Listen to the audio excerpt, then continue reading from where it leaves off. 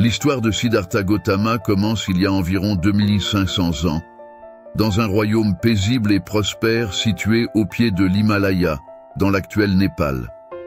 Le roi Suddhodana, souverain des Shakyas, et sa reine Maya menaient une vie privilégiée. Un jour, un événement extraordinaire survint, annonçant la naissance de leur premier enfant. Une nuit, la reine Maya fit un rêve d'une grande intensité. Dans ce rêve, un éléphant blanc à 6 défenses descendait des cieux et pénétrait dans son flanc. Troublée mais apaisée par cette vision, la reine sentit que cet événement annonçait quelque chose de prodigieux. Les sages et les astrologues furent consultés, et tous prédirent que cet enfant serait soit un grand roi, un Chakravartin qui unifierait le monde sous une seule bannière, soit un grand maître spirituel, un Bouddha destiné à apporter la sagesse à l'humanité. Lorsque le moment de la naissance approcha, la reine Maya se retira dans les jardins de Lumbini, un lieu enchanteur baigné de lumière naturelle et entouré de fleurs exotiques. C'est là, sous un arbre sala, qu'elle donna naissance à son fils. Selon la légende, le jeune Siddhartha naquit debout, fit quelques pas et déclara que c'était sa dernière naissance, annonçant ainsi son destin de libérateur des souffrances humaines. Le jeune Siddhartha grandit dans un environnement d'opulence inégalée. Le roi Suddhodana, désireux de voir son fils suivre la voie royale plutôt que la voie spirituelle, lui offrit tout ce que le monde pouvait offrir. Des palais magnifiques pour chaque saison, des jardins somptueux où les oiseaux chantaient sans cesse, des banquets où la nourriture la plus délicieuse était servie, et des vêtements tissés des plus fines étoffes. Le roi ne voulait pas que son fils connaisse la douleur, la souffrance ou la privation. Il fit en sorte que Siddhartha vive dans une bulle de perfection, entouré de beauté et de plaisir. Tout était fait pour protéger le jeune prince des dures réalités de la vie. Les malades, les vieillards et les morts étaient tenus éloignés de sa vue. Le monde qu'il connaissait était un monde sans imperfection. Malgré cela, Siddhartha, même dès son jeune âge, était différent. Il n'était pas aveuglé par les plaisirs de ce monde. Bien qu'il participât aux festivités, aux jeux et aux entraînements martiaux, il gardait en lui un sens aigu de la réflexion. Il observait avec attention le monde qui l'entourait, parfois avec une certaine tristesse, comme s'il sentait que quelque chose manquait, que le bonheur qu'il vivait n'était pas absolu. À l'âge de 16 ans, Siddhartha se maria avec une belle princesse nommée Yasodhara. Leur mariage fut célébré avec faste, unissant 2 familles nobles et renforçant encore le rêve de son père de le voir devenir un grand roi. Le couple était parfaitement assorti, vivant dans le luxe et l'harmonie.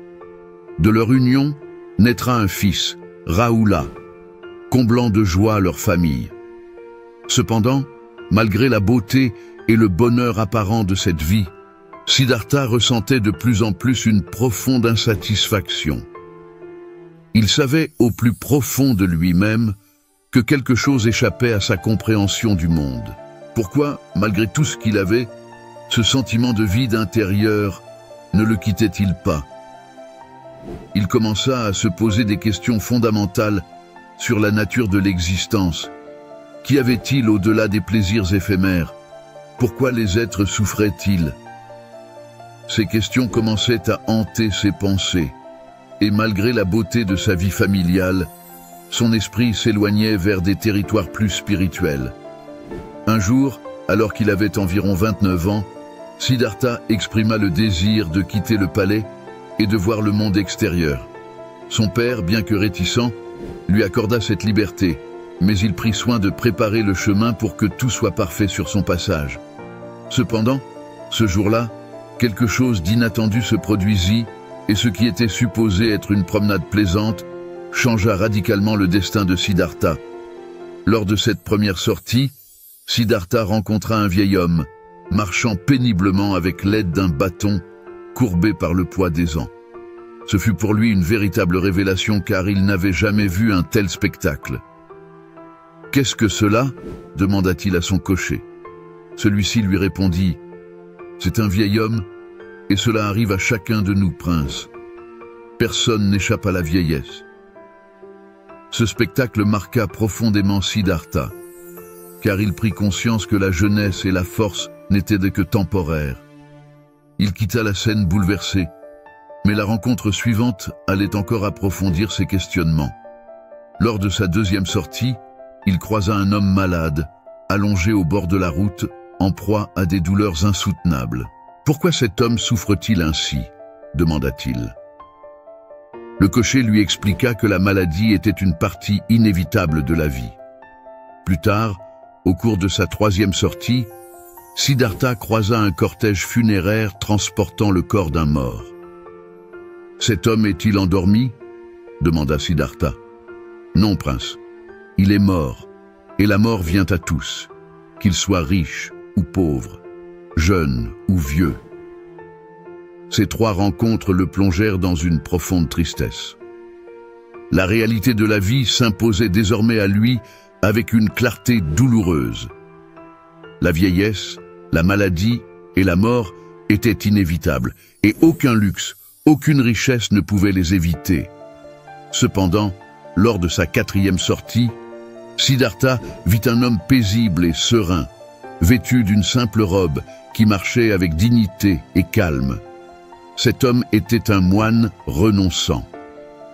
Intrigué, Siddhartha demanda qui il était et ce qu'il faisait.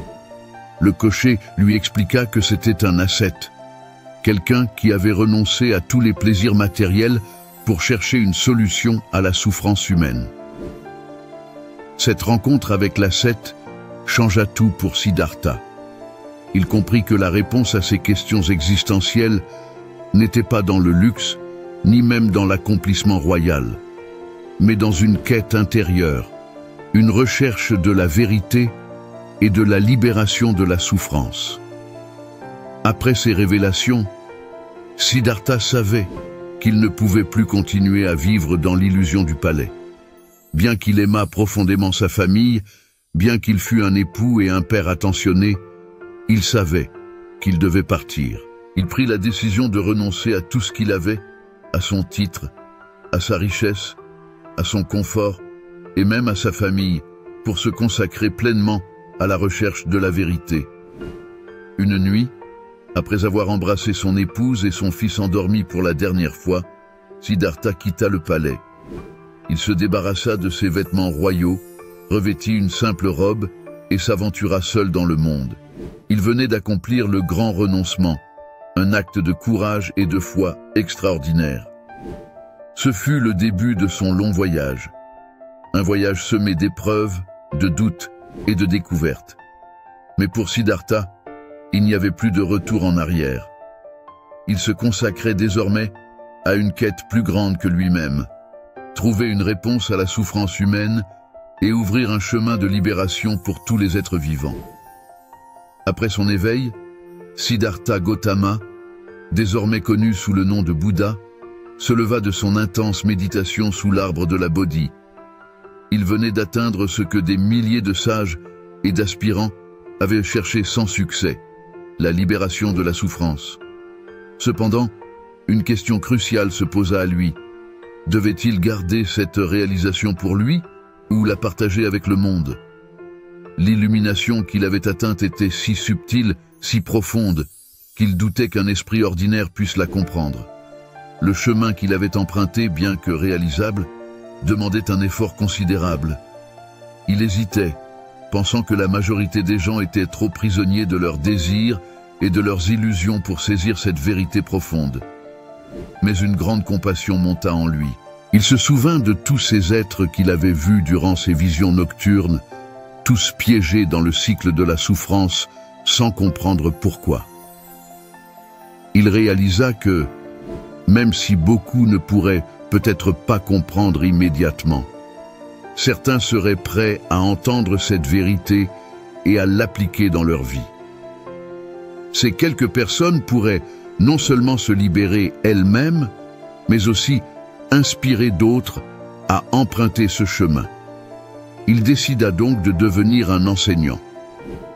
En tant que Bouddha, il allait partager les enseignements, dharma, pour guider ceux qui étaient prêts à recevoir la lumière. Avec cette décision prise, Bouddha quitta Bodh Gaya et se dirigea vers la ville de Sarnath, où il savait que ses anciens compagnons ascètes se trouvaient toujours. Ces 5 compagnons, ceux-là même qui l'avaient abandonné lorsqu'il avait accepté la nourriture de Sujata, avaient continué leur chemin ascétique. Cependant, lorsqu'ils virent leur ancien camarade approcher, quelque chose d'étrange se produisit. Ils remarquèrent immédiatement que Siddhartha Gautama avait changé. Son visage rayonnait d'une paix et d'une sérénité qu'ils n'avaient jamais vue auparavant. Ils savaient que quelque chose de profond s'était produit. Au début, ils hésitèrent à lui parler, encore sceptiques de son abandon de l'ascétisme. Mais rapidement, lorsqu'il s'assit parmi eux et commença à leur parler avec douceur et bienveillance, ils l'écoutèrent attentivement. C'est alors que Bouddha leur donna son tout premier enseignement, connu sous le nom de mise en mouvement de la roue du Dharma.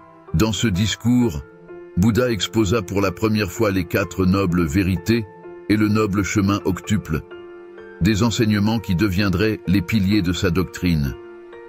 Il expliqua que la vie impliquait inévitablement la souffrance, dukkha, mais que cette souffrance avait une cause identifiable, l'attachement et le désir. Il affirma aussi que la souffrance pouvait être surmontée et que le chemin pour y parvenir était le noble chemin octuple, une voie de pratique et de discipline. Ce chemin comportait des éléments tels que la compréhension juste, la pensée juste, l'action juste et la méditation juste. Les 5 ascètes, écoutant attentivement ces mots, furent touchés par la profondeur de la vérité qu'ils entendaient. Ils devinrent les premiers disciples du Bouddha et ensemble, ils fondèrent la première communauté de moines bouddhistes, connue sous le nom de Sangha. Pendant les 45 années suivantes, Bouddha parcourut les routes de l'Inde du Nord, enseignant à tous ceux qu'il rencontrait. Il ne fit pas de distinction de classe sociale, de genre ou de croyance.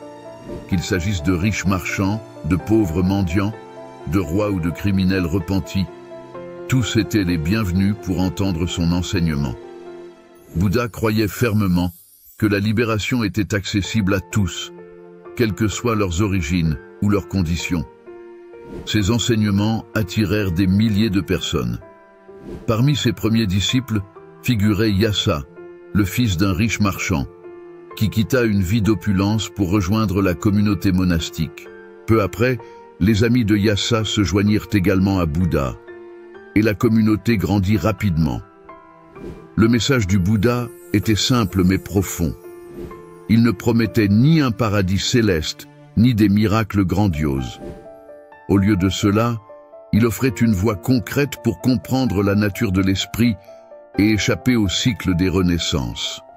Par la méditation, l'éthique et la sagesse, Bouddha enseignait que chacun pouvait atteindre la paix intérieure et la libération de la souffrance. Un moment clé dans la diffusion des enseignements de Bouddha fut sa rencontre avec le roi Bimbisara, souverain du royaume de Magadha. Impressionné par la sagesse du Bouddha, Bimbisara devint l'un de ses plus fervents soutiens. Il offrit à Bouddha un parc magnifique appelé Veluvana, situé près de sa capitale Rajagaha, où la communauté des moines put résider. Grâce au soutien de Bimbisara et d'autres rois et mécènes, le message du Bouddha se propagea encore plus largement. Il visita de nombreuses villes où il continua à enseigner et à former des disciples. Le Bouddha devint non seulement un enseignant spirituel, mais aussi un conseiller pour les dirigeants politiques, offrant des conseils sur la manière de gouverner avec compassion et justice. L'un des moments marquants de la vie du Bouddha fut sa décision d'accepter les femmes dans la communauté monastique. Sa tante et belle-mère, Mahapajapati Gautami, fut la première femme à demander à rejoindre le Sangha. Au début, Bouddha hésita, car il craignait que l'inclusion des femmes ne rende l'ordre monastique vulnérable à des critiques sociales et à des distractions. Cependant, après des demandes répétées et la persévérance de Mahapajapati et de ses suivantes, Bouddha accepta finalement. Ainsi fut fondé l'ordre des Bhikkhunis, nonnes, une décision radicale pour l'époque, car elle ouvrait aux femmes un accès direct à la pratique spirituelle et à la quête de l'illumination. Bouddha veilla à ce que les nonnes soient traitées avec le même respect que les moines, bien que l'on instaura des règles spécifiques pour protéger la discipline au sein des deux ordres. Après des décennies à voyager et à enseigner, le Bouddha sentit que la fin de sa vie approchait. À l'âge de 80 ans, il entreprit son dernier voyage avec quelques disciples. Même dans ses derniers jours, il continua d'enseigner, insistant sur l'importance de ne pas s'attacher à sa personne, mais de mettre en pratique ses enseignements. Il rappelait à ses disciples que chaque individu devait être son propre guide sur la voie de l'éveil. Au cours de ce voyage, Bouddha tomba gravement malade après avoir mangé un repas offert par un fidèle. Conscient de sa mort imminente, il choisit de se rendre dans la petite ville de Kusinagara. Là, il s'étendit sur son côté droit, sous des arbres en fleurs, et donna ses dernières instructions aux moines réunis autour de lui. Ses derniers mots furent « Toutes les choses conditionnées sont impermanentes. Efforcez-vous avec diligence de votre propre salut. » Avec ces mots, Bouddha quitta son corps physique et entra dans le parinirvana, l'état final de libération totale, au-delà de la souffrance et du cycle des renaissances. La mort du Bouddha ne marqua pas la fin de son œuvre. Au contraire, son enseignement continua à se répandre bien au-delà de l'Inde. Ses disciples immédiats, les Aras, prirent soin de préserver et de transmettre ses paroles. Ces enseignements furent d'abord mémorisés oralement, avant d'être compilés dans les écritures bouddhistes, telles que le Tipitaka. Au fil des siècles, le bouddhisme s'étendit à travers l'Asie, influençant profondément des cultures comme celle du Sri Lanka, de la Chine, du Japon, de la Corée, du Tibet et de bien d'autres régions. Aujourd'hui, l'héritage du Bouddha continue d'inspirer des millions de personnes dans leur quête de paix intérieure, de sagesse et de compassion. Le Bouddha nous a légué plus qu'un simple ensemble de croyances.